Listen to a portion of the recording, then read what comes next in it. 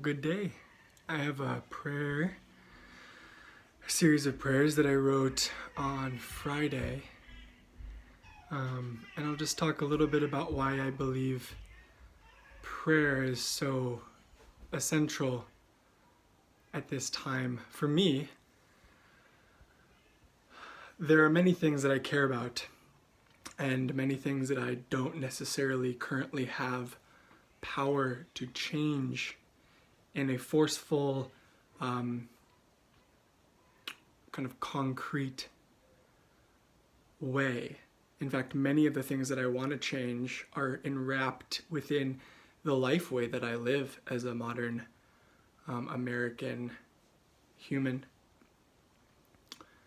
And prayer is a way of connecting to the things, the people, the situations that I actually want to breathe health and life into. Prayer is a way for me of feeling a part and of holding a space within myself and speaking, using the word, the powerful word, to affect change within myself and thus in the world, because I am part of the world. I am part of a collective.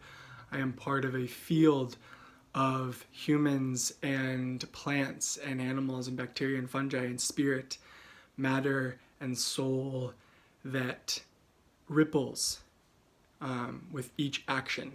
It's a lot of responsibility.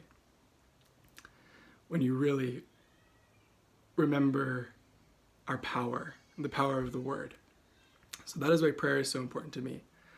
And that is why I will continue to write my prayers and speak them and feel called to share them.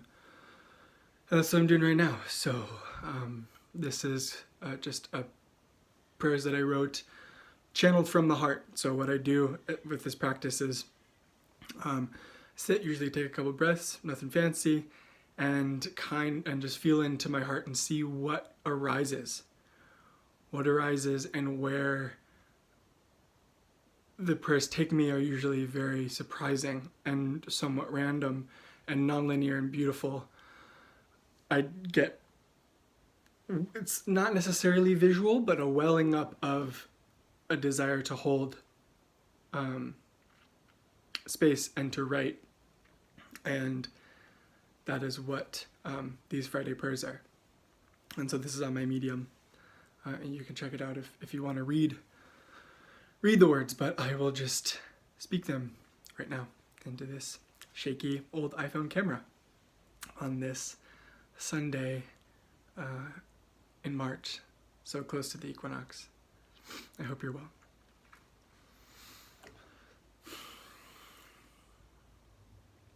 I pray for the strength and fortitude of beaver dams and the health of riparian wetland plants throughout the American Midwest.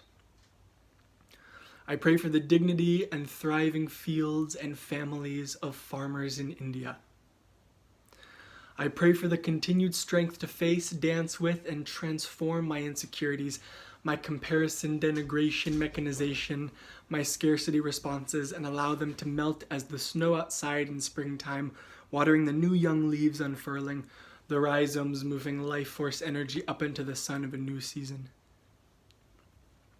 I pray for the well-being of all children struggling to keep masks pressed up against their faces for hours each day, and who may feel afraid and confused by this precious and precarious time, unable to see the subtle smiles of safety communicated through the wrinkles around the mouth of the adults in their lives. I pray for fair weather for migrants afloat in the electric blue waters of the Mediterranean. I pray for your safety and your flourishing. I pray that our homes may be sanctuaries and sacred spaces where our frayed minds and sore bodies can find deep nourishment and peace. I pray for peace between the nations of India and Pakistan. I pray for the deep emotional, spiritual, and biological wholeness of fathers throughout the world. I pray for the health and the safety and continued thriving of the ancient and wise trees in Madagascar. I pray for the strength and health of the ankles of coffee berry harvesters in Guatemala and the awakening of the hearts of the billionaire class. I pray for the thriving and the safety of all children. I pray for the wild flowing of rivers and the willingness of men to honor their intuition. I pray for an abundance of wolf pups within the North American continent. I pray for the continued decolonization of my imagination and the wild-fanged courage to refuse the sterilization offered to me through a commodity-based existence. I pray for the health and well-being of microbial communities living within the bedrock underneath the river systems in Paraguay. May the flowers and sunshine of springtime in the Northern Hemisphere melt the trauma stored in our bodies due to the COVID-19 pandemic and the subsequent reactions, both politically and socially. I pray for justice and well-being of Uyghur communities in China.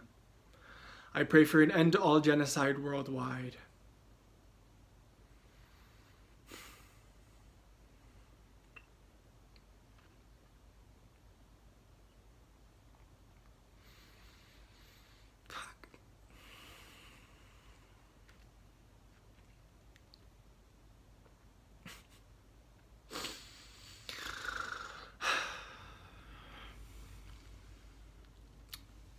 I pray for a fierce and wild awakening of the hearts of hardened and sad humans. I pray for peace and dignity for all the Earth's human communities. I pray for the breakdown of dehumanization and the thawing of detachment and disease. And I pray for healing.